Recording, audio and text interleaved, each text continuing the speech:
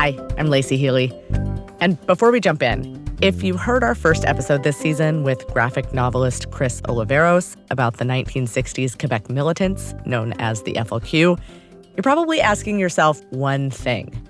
Where can I get my hands on this really cool book? Well, you're in luck. Drawn and Quarterly has agreed to collab with us and give one member of our Boom Squad a free copy of Are You Willing to Die for the Cause? And all you have to do to enter is this. 1. Subscribe to Inkstick Media on Substack and start getting regular emails from our reporters and our managing editor, Patrick Strickland. 2. You'll get a welcome email from us saying that you're on the list. Just reply to that email with the word book so that we know to enter you in the draw. If you're already a subscriber, you can still join. Just reply to any of Inkstick's Substack emails with the word book. That's it.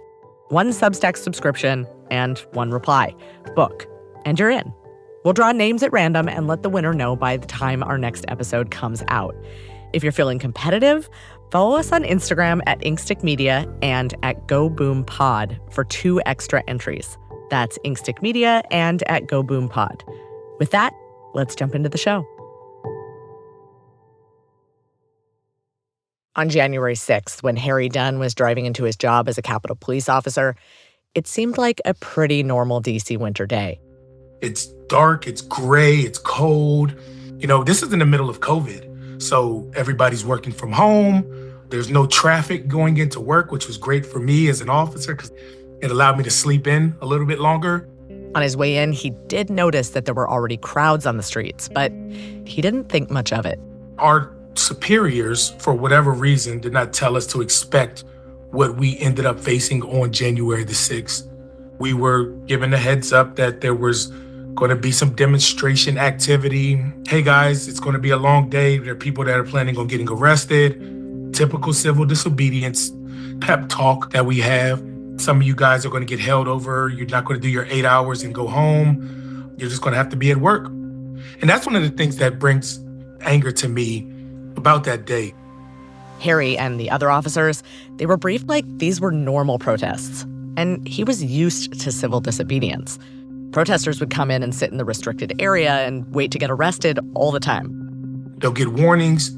They'll say, hey, you're about to go to jail. They'll be like, okay, I want to go to jail. And we place them in like handcuffs and they go to jail for their cause.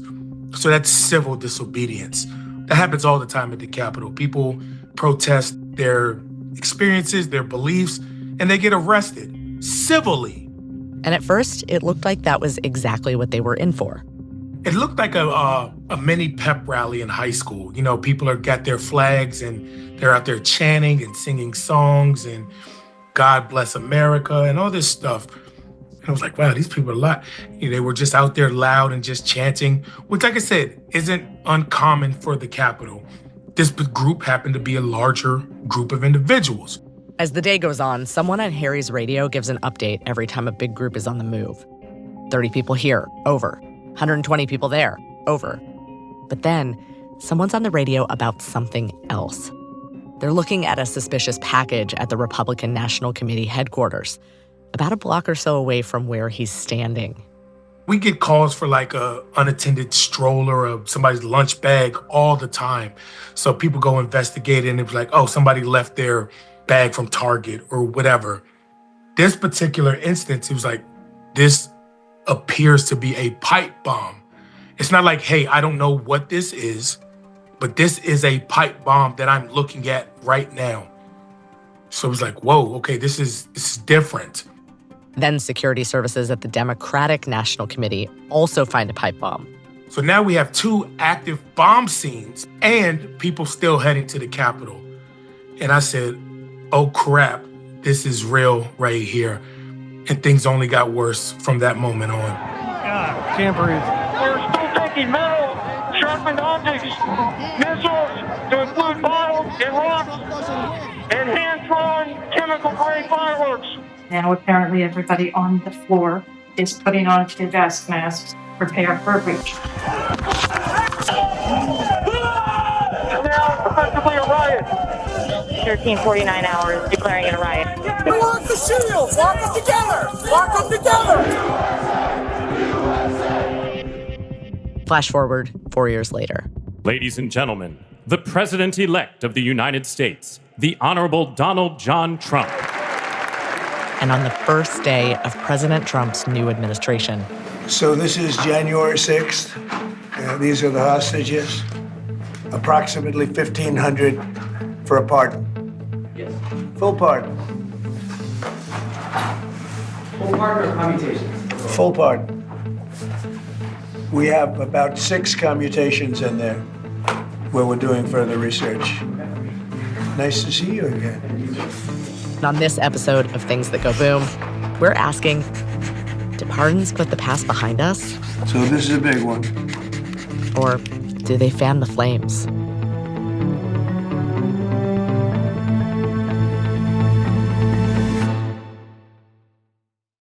The 2024 election was a lot.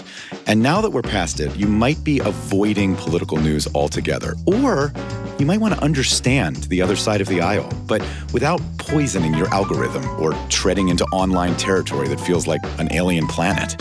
You need Left, Right, and Center. It's your weekly political news check-in with representatives from both parties, so you can hear from the other guys in a way that helps you actually make sense of it. I'm David Green. Join me on Left, Right, and Center from KCRW. New episodes drop every Friday wherever you listen to podcasts. This episode is brought to you by Progressive Insurance. Fiscally responsible, financial geniuses, monetary magicians. These are things people say about drivers who switch their car insurance to Progressive and save hundreds.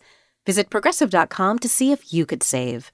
Progressive Casualty Insurance Company and Affiliates. Potential savings will vary. Not available in all states or situations. When political scientist Graham Dodds saw what was happening 4 years ago, it felt kind of surreal. I couldn't believe it was happening. What am I watching? What's wrong here? It took a minute to sort of process it. But beyond that sort of initial reaction, I think a lot of people felt that this is unprecedented. This has never happened. Although I'm a political scientist, I am an historically minded political scientist. And I said, well, yes, it has happened before. This is not the first time the U.S. Capitol has been attacked. Graham is from Philadelphia, home of the Liberty Bell. But I'm at Concordia University in Montreal, Canada. For the last 20 years, I've been here in Canada doing research and teaching about American politics. So as Graham was saying, this isn't the first time. It was attacked by Puerto Rican nationalist terrorists who shot up the place and were imprisoned and then later pardoned by 2 presidents, by Bill Clinton and then Barack Obama. So there had been political violence at the Capitol before, but beyond that, I think America has a robust history of political violence. I think more sort of political violence, even insurrection, than many people realize. The reality is that as early as America began, people were using bloody violence to try and reshape its direction. And when they did, the government needed a way to iron things out and move on. For a variety of reasons, presidents have done this repeatedly throughout American political history. They've seen fit to try to reconcile with people who've rebelled against their country in a violent way. Like in the late 1700s, when the freshly born USA kept playing whack-a-mole with one violent insurrection after the other. Part of the reason for America moving beyond the Articles of Confederation to the new Constitution that's been in place ever since was to deal more effectively with insurrections like Shays' Rebellion in Massachusetts and New York. After the Revolutionary War, the 13 former colonies of England signed on to a loose partnership. Enforcing laws, regulating commerce, and charging taxes were problems for the states. But wars are expensive. American and European merchants were getting tired of waiting for their bills to be paid, so they started to call in their debts and demand cash up front. This started a chain reaction that led to a debt crisis and led to higher and higher taxes from the states. Meanwhile, a lot of soldiers from the Revolutionary War, they were still waiting to get paid. In Massachusetts, one of those soldiers was Captain Daniel Shays. When he resigned from the Army, he came home to crippling taxes and debts that he couldn't pay because he still hadn't gotten his last check. So he and the others started organizing for debt relief. And by January, rebels were talking about smashing the tyrannical Massachusetts government. City man takes every single dollar, and I'm tied to a ball and chain. Well, I'm going to town to sense it all out. I can see if I can get their bell to ring. There was a debate over how much of this was Shays and how much of it was just broader anger spilling over. But when the rebels tried to take hold of the federal armory, Massachusetts lieutenant governor hired thousands of mercenaries to fight back. Eventually, the rebels were pardoned, and Shays returned to Massachusetts from hiding in the Vermont woods. But the colonies realized this loosey-goosey approach to governance, it was not working. It was seen at the time that the government under the Articles of Confederation was ill-equipped to deal with that kind of phenomenon. So the idea that we needed a stronger executive, a stronger federal government in general, was a prime motivation for the U.S. Constitution. A big boring part of this new constitution is that it lets us tax stuff together as one big country. It's supposed to make things easier for the country's economy to stay smooth and steady and pay off war debts. But Americans hate taxes. So not too long after this new constitution, it gets its first test, a new rebellion. This was the Whiskey Rebellion in Western Pennsylvania, my home state. People who resisted a federal tax on whiskey and resisted it violently and had to be put down by the army and locked up. But at the end of the day, Washington felt that national unity would be better served by forgiving them. Some people were not happy with this choice. Like, hey, the whole point of the Constitution is that the United States of America is supposed to mean something. If we want stability, we can't just tell people they can go around and thumb their noses at every law they don't like. And those people probably felt a little bit of I told you so-itis when a few years later, Pennsylvania became home to yet another tax-related rebellion. This was Fry's rebellion, led by a gentleman named Fries, who had helped the government chase down the bad guys in the first rebellion, but in the second one led a group of rebels who were opposed to the tax. He was eventually caught when he was found hiding in the woods because his dog barked and gave him away, and his dog was named Whiskey from the Whiskey Rebellion. There's an old saying in Pennsylvania, fool me once, shame on you. Fool me twice, maybe I should have paid more attention during the first food-named rebellion. These two rebellions, Whiskey and Fries, they were so similar that it led important people to start asking what they did wrong. Arguably, and I think this was what Alexander Hamilton thought, that Washington's leniency with the first group of rebels gave license to the second group of rebels, such that had Washington dealt more harshly with the first group, maybe the second rebellion would have been avoided altogether. Even so, he did pardon the rebels, because it seems like that's kind of what we do here in America, even when it leads to more instability down the line. Centuries later, that's exactly what former Capitol Police officer Harry Dunn is worried about. I think it opens the floodgates to it happening again. You know, hell, what if I decide to go storm the Capitol? I'll never do it. And I say, you know, they convict me, hold me accountable. Wait a minute. The president in 2025 excused the people who did it. So there's my defense. There could also be some individual reasons to retaliate. Most of the people are there because someone identified them or informed on them. That's Walter Olson. He's a legal expert with the Cato Institute in D.C. Sometimes it was a coworker who spotted their picture on the national news and said, wait a minute, that person works one floor below me. Sometimes it was a family member. So what is the danger to those people? Do they have to move? Do they have to hide where they live? After the break, what does this broken pardon system mean for the rest of us?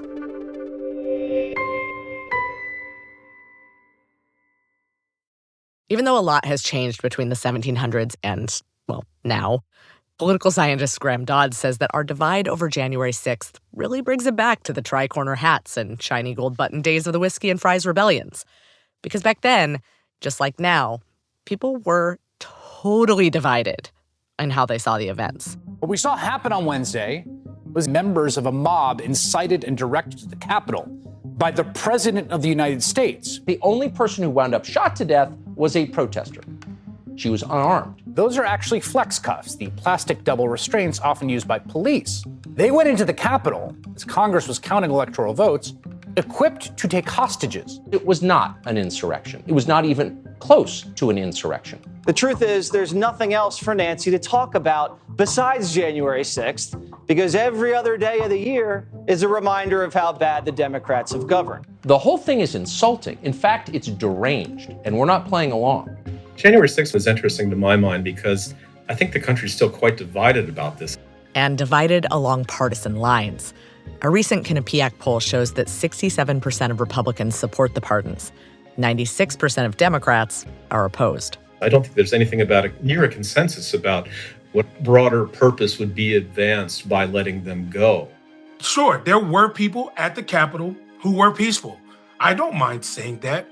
There were people at the Capitol who did not beat the hell out of police, who did not break windows while they were in there, who stopped and said prayers in the Capitol. Sure, they were not supposed to be there. Harry says that he gets it. Not everyone deserves to be in jail, but the punishment should fit the crime. The people who violently assaulted police officers with their fists, with flagpoles, with the batons they stole from police, with the stun gun that they drove in Michael Fanone's neck, with the riot shield that they beat Sergeant Gannell with. So let's be clear about that. Graham says that historically, for big, sweeping, and controversial pardons like this to work without untenable political or social backlash, presidents have really tried to sell it because they know that the public might not be ready to move on. Each of these other groups that was pardoned historically was also not altogether sympathetic. I mean, they had done wrong, they had been caught, they had been imprisoned, and many people felt that was appropriate. The way the president sells these things is very important. They have to convince the aggrieved group or person that this pardon, this form of expiation is appropriate. And secondly, probably more importantly, they have to convince the national community that it's appropriate and desirable to reconcile and move on. And that can be easier said than done. But there are some strategies that the president might have used to soften the blow. Not just sort of get out of jail free, but rather you've got to submit to federal authority. You have to say going forward, you'll be well behaved. You won't be a naughty boy again. Some of the first pardons of Confederate soldiers, for example, required a loyalty oath to the Union. In this way, pardons can be a way for a president to convince people to do something that they might not have otherwise. And, some people were disinclined to do that. Trump didn't include any such provision on Inauguration Day. Instead, he called them, quote, the hostages. And while the 14 people whose serious sentences he just shortened still can't do things like own a gun, the more than 1,500 people he pardoned unconditionally now have no criminal record related to the events. Trump has been very reluctant to draw the distinctions. Most people in his position, I think, would, saying you have a lot of people here who got caught up in crowd psychology, who were not trying to do anything violent. He clearly views it as a stage in an ongoing battle against his enemies. Walter Olson with the Cato Institute says that could signal some things about the shape of the next 4 years. If you look at countries that go authoritarian, very, very commonly, one of the stages along the way is for the would-be authoritarian to set loose his violent followers. It's often seen as a key step in the consolidation of power in a system that is not yet authoritarian toward one in which extra-legal force begins to frighten people into reshaping their political behavior. It's a very different approach than the one that you heard about from Lincoln's day, when he pardoned all those Confederate soldiers. Lincoln did some fairly savage and revengeful things over the course of the war, or when the war was still going on. But Lincoln still knew that if you wanted the country to remain together, you had to describe things in a way that would make people think, at some point, we're all going to be friends again. Of course, that's not the only way that presidents have used pardons to quiet their enemies. See, Lincoln's story didn't end there because, well, he was shot in a theater. Enter President Andrew Johnson. Yes, a notorious racist, but also one of the few Southerners loyal to the Union. Abraham Lincoln had actually run with Johnson on his ticket as vice president to make a point about unity. But as a Reconstructionist president, Johnson went from an unforgiving fighter for the Union to accommodating the same people he once fought against. He ran around vetoing civil rights legislation and trying to kill the 14th Amendment. And by Christmas of 1868, he went so far as to pardon almost everyone involved with the Confederacy, without any of the stipulations we saw from Lincoln at the beginning. At least, that's one way to see that story, because even after the first pardons, Confederate leaders were still coming up with ways to grandstand. We saw this with the sixth and final pardon by President Johnson in that regard. 1868, it was right when Confederate President Jefferson Davis had started his trial for treason. He was happy to argue in front of a jury that the Emancipation Proclamation was an illegal document and that secession was constitutional. He welcomed the show. But suddenly, there was no one watching. The former head of the Confederacy could not have his day in court, could not go before a court of law, a judge, and say, what I did was not wrong. I had the right to secede. It was not unconstitutional. I don't deserve to be in jail. This is a right that people have, whether we like it or not. But when Johnson pardoned him, he was out and could not make that case. It can be a powerful way to deny someone their sort of moment in the sun. In other words, sometimes pardons can be used not just to forgive enemies, but actually snuff out the power of the pardonee. More recently, Graham has been thinking about how Joe Biden could have played into some similar dark Brandon energy. Perhaps Joe Biden on day one could have, maybe should have issued a pardon to Donald Trump for arguably encouraging a violent mob to engage in a deadly attack of Congress and to stop the democratic process. And you could see Trump or other people saying, hey, I did nothing wrong. And then people on the left could say, yeah, sure you didn't. There are those who said that on his first day in office, Barack Obama could have and should have issued a pardon to people in the outgoing Bush administration for wrongs done in the course of the war on terror. And you can see that fitting with part of Obama's political MO of being a nice guy and trying to move on and be together. But at the same time, you could see some of those Bush officials, say Dick Cheney, Donald Rumsfeld, say, hey, but I didn't do anything wrong. And then Obama and liberals could say, yeah, sure you didn't. So the ostensibly nice pardon as a subtle backhanded FU. Of course, that's not what happened. What did happen is that Biden pardoned his own son. And indeed, I believe in the last 24 hours of his presidency, he extended it to a bunch of other relatives. And at that point, even people who had been somewhat willing to look the other way on the Hunter Biden pardon just sort of began rolling their eyes and said, look, at some point, the appearance of impropriety, just, you are pardoning people who the public wasn't even suspicious of, people whose names had not particularly been in the news. People will think the worst. What has that person been getting away with? that it was necessary to issue a blank check. He pressed the limits of what presidents had done in the past in pardoning large groups of political actors, describing in a very sweeping way what they were being pardoned of. A series of preemptive pardons to avoid Trump's promised political prosecutions. Allies who the White House fears could be unjustly targeted by the incoming Trump administration. Among the recipients, General Mark Milley, Dr. Anthony Fauci, who helped lead the country's COVID response, and all of the members of the bipartisan House committee that investigated the January 6th Capitol attack. We don't know all of the different things they might have done. And so that gets into the queasy territory of, well, does the president also not know but is doing this? Or does the president know but isn't telling us? I mean, none of the questions lead in a particularly good direction. Which brings us to another point, which is that even in a system where the public has basically no power, pardons still have an impact in the court of public opinion. The Federalists back in the 1700s who pardoned Fry's Rebellion, well, they didn't all agree on the move. And some people think those sweeping pardons were what led to the party's demise. According to an Associated Press poll, only around 2 in 10 Americans approve of Biden's decision to pardon his son. And Walter says that did have an influence on the situation we're in now. I don't think that it changed anything about what Trump did. I do think that it has had an influence on the way people reacted to Trump. It meant that more people felt that they could or should let the Trump pardons pass without getting bent out of shape about them, because they saw Biden as having endorsed some of the same, not all of the same, but some of the same bad principles. Biden's move is just another nail in the coffin of public trust in this whole process, one that's been abused by president after president. Richard Nixon pardoned the notorious Labor leader Jimmy Hoffa. Bill Clinton pardoned the notorious fugitive financier Mark Rich. With Nixon, there were also worries that he would pardon people who were specifically politically wrapped up, who had perhaps committed crimes, in order to try to keep him in office. And of course, Gerald Ford pardoned Nixon after Watergate. Not all of the presidential terms have been particularly scandalous, but quite a few of them from both parties have. Then came Trump's first term. Word of more pardons by outgoing President Trump have just come in. The raft of political corruption here being washed away by the President of the United States as he leaves office. Elliot Broidy, who was a top fundraiser for the Trump campaign. Paul Erickson, who was a conservative political operative who was charged with wire fraud. Kwame Kilpatrick, the former Detroit mayor gets a pardon. He was charged with racketeering. Midnight pardons for a number of individuals, including allies like Steve Bannon.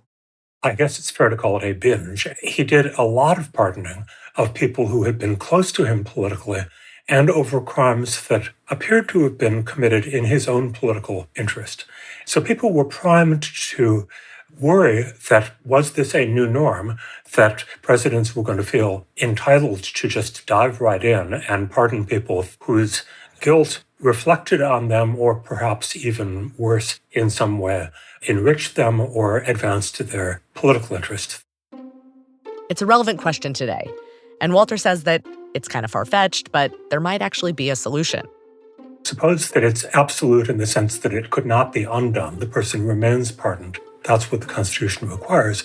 But couldn't Congress specify some consequences for the pardon process operating in a corrupt, potentially criminal way? And the example that is most often given is there really no remedy if a president took a bribe to issue a pardon? Walter explains that a few years ago, a pair of legal scholars, Bob Bauer and Jack Goldsmith, argued that it would be constitutional for Congress to criminalize giving out pardons for certain reasons, like in exchange for a bribe or to obstruct justice. And it's often been feared that one of the problems with presidential pardons is that they can be dangled to change or prevent testimony by the person being pardoned. So Bauer and Goldsmith argue, if Congress did pass those laws, it would not make the person go back to prison who had been pardoned. They would remain free. And so long as they had not, for example, paid or arranged the bribe, there might be no consequences at all other than freedom for them from the process. But the president might have to answer for it. The gentleman from Tennessee, Mr. Cohen, for 5 minutes. On January 9th of this year, Democratic Representative Steve Cohen of Tennessee reintroduced a constitutional amendment. Thank you, Mr. Speaker. To bar presidents from being able to pardon themselves, their family members, and administration and campaign officials. The pardon power is supposed to be a safety valve against injustice, a vestige from when we were part of Britain and the king had this power.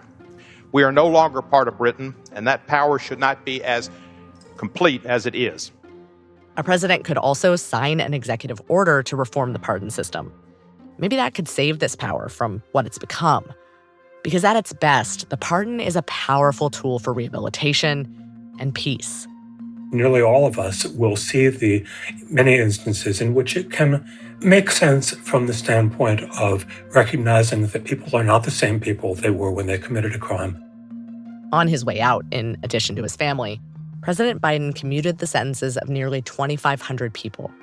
Clemency for nearly 2,500 nonviolent drug offenders. The president says he's trying to undo the disproportionately long sentences compared to the sentences they would receive today. Based on discredited distinctions between crack and powder cocaine, as well as outdated sentencing enhancements for drug crimes. It, of course, follows the commutation of those on death row, sentencing 39 individuals. Walter says this kind of thing is one reason why, even though he's a critic of its abuses, he's actually urged past presidents to make greater use of their pardon power. And I try to approach this as someone who has urged presidents sometimes to dip a little further into the barrel to find cases that they would find worthy. We still come back to the current situation as essentially exactly what they worried about at the time the Constitution was framed, exactly why some people wanted to restrict the supposedly monarchical power of pardon. Because, well, with great power comes great responsibility. And not everyone can be Spider-Man.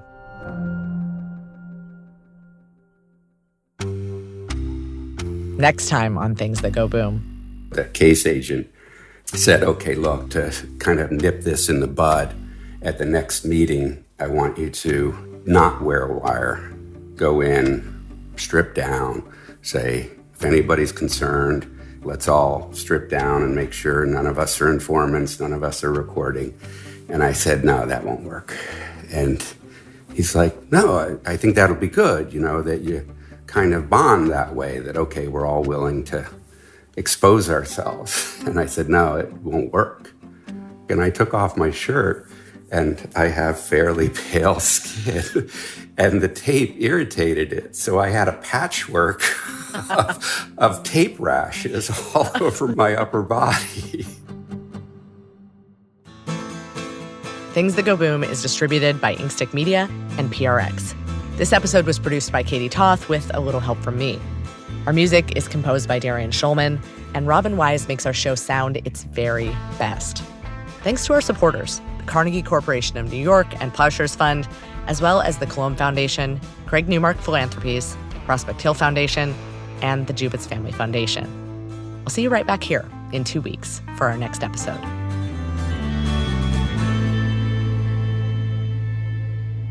Prior to doing this, I worked in the policy world, and I think I started right around the turn when we started just being completely dysfunctional.